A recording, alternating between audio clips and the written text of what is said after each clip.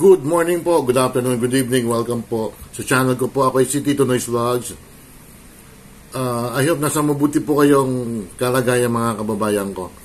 Ito balita, isang araw po itong balita kung may mga kamag-anak kayong nagmamaneho nitong sasakyan na itong mga kabayan ko, mga titos, mga titas, ang MMDA po, nag-start na po sila ng April 15, last Monday po yon. And then, ano ba ngayon? 70, yung April 17, nag-start na silang manikit. Kasi pinagbabawal na po sa highway ang mga e-bikes, trikes po. At saka ano pa yung isa? Yung scooter ba yon? Wala tayong magagawa. Bawal lang po yon sa mga main roads, mga highway po. Pero sa mga maybe iskinita or mga side streets, pwede po yon. Sandali lang. Paano ibang mga tricycle minsan nakikita ko? Minsan nga nasa EDSA na Malapit kami sa may Channel 7, mga titos, mga titas. Barangay Pinyahan po yon, kulay dilaw ang tricycle nila. Dumaan-daan mismo sa may EDSA. As in EDSA po, Epifanio de los Santos Avenue, sa may GMA MRT po, dumaan-daan mismo. Anong gagawin ng MMDA? So, yung ibang mga advocates nito na mga e-bikes, mga trikes po, as usual, sinabi nila, para sa akin siguro anti-poor din yun lang ang source of income nila, tapos ibaban nyo pa. Kaya lang, mas ligtas naman sila siguro.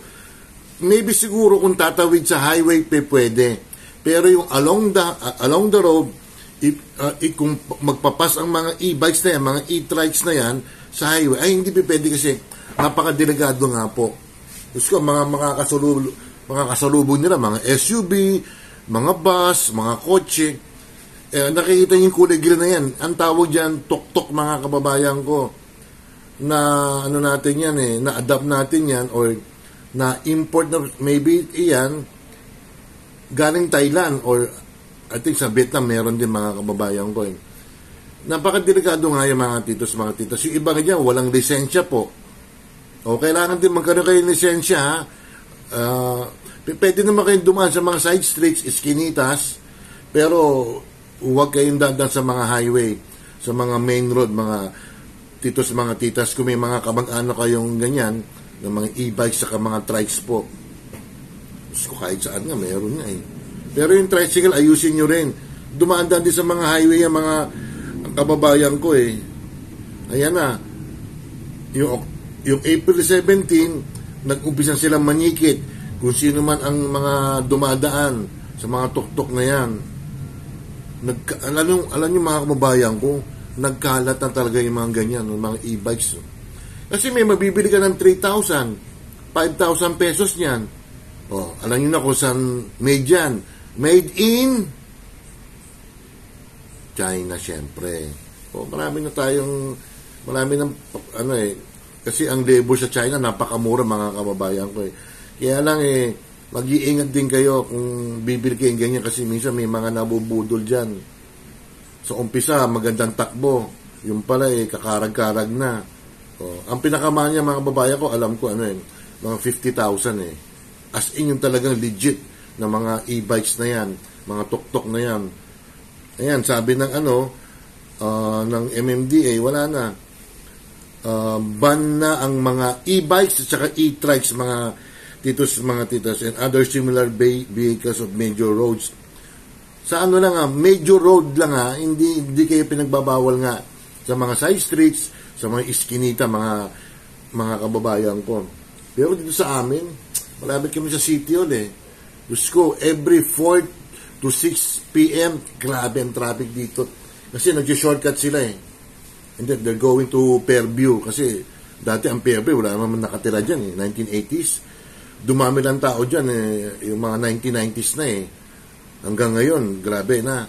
Di ba may MRT na dyan, MRT 7? Ayun.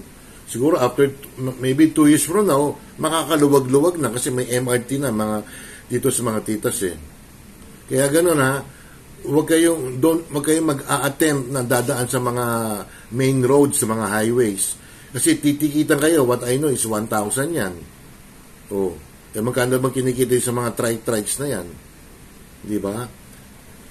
Dapat kasi mga titos, mga titas, marami talagang hindi talaga hindi nagkaroon ng ng anticipation na dadami pala ang sasakyan sa Metro Manila.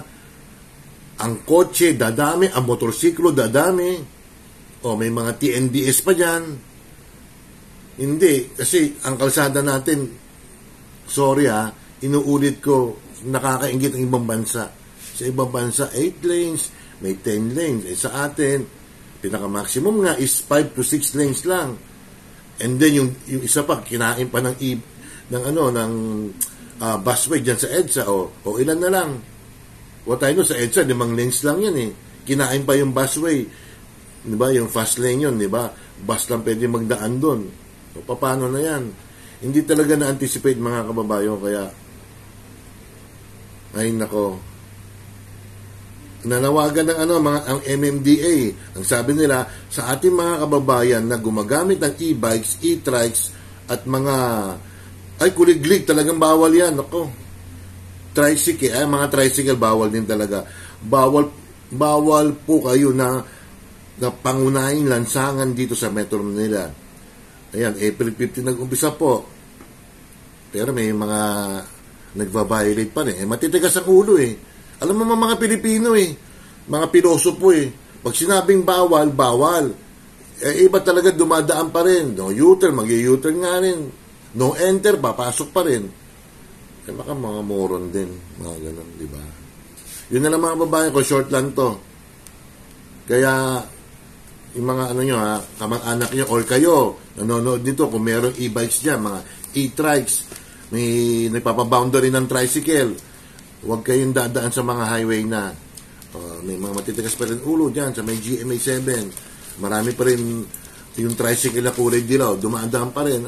Titigas ang ulo ganun. Pinoy shoutout muna tayo Ang isa shoutout ko ay si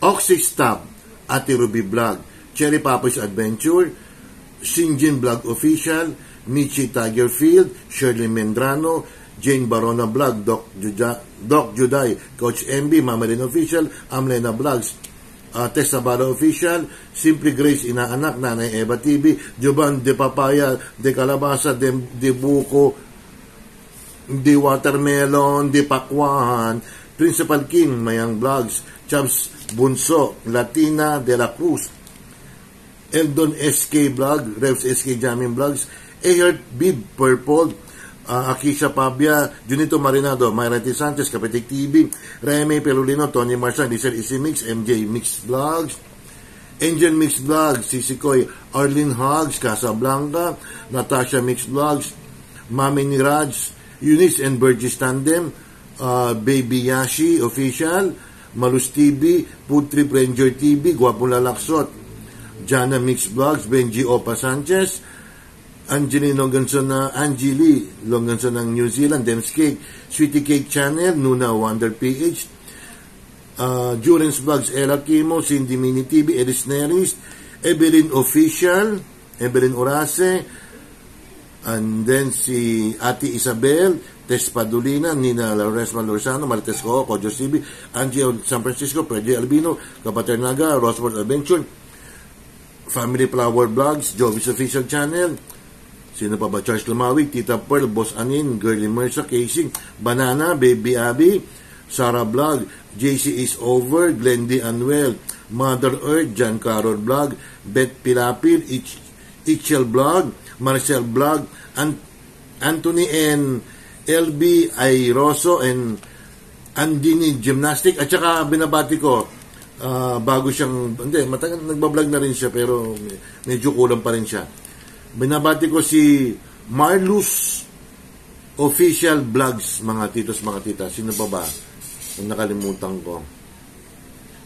Ililista ko na lang ulit mga titos, mga titas Kaya, ang payo ng MMDA nga ay bawal kayong dumaan na sa highway. Napakadelikado nga naman kasi, Diyos ko, napaka-lightweight lang yung mga A-trikes na yan. Masipa lang yun tumba kagad yan. Di ba?